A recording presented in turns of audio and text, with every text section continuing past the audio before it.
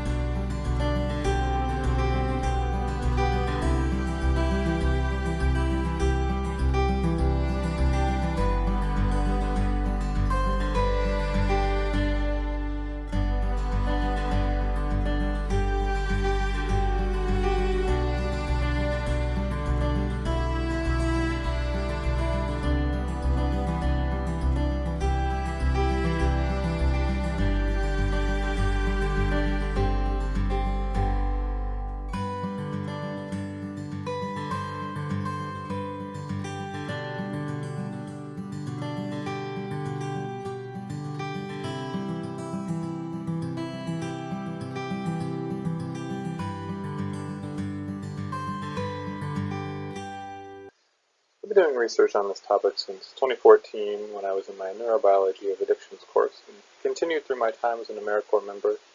Today I will be focusing on the research that I've done in the past few months leading up to this project. In 2018, the Department of Health and Human Services put out a 5-point strategy to combat the opioid crisis with the goal of reducing opioid-related morbidity and mortality.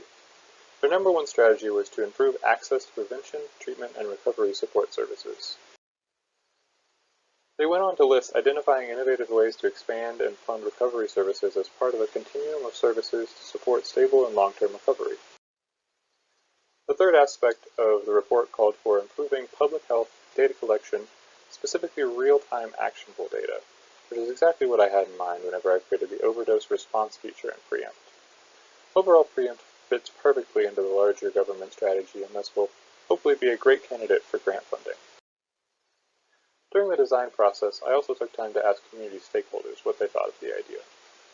One counselor at Limestone Healthcare in Bloomington stated that a tool like Pre-Emt would be invaluable for their practice, while one of her patients stated that she tries to use her behavioral strategies that her counselor taught her, but sometimes it's just not enough.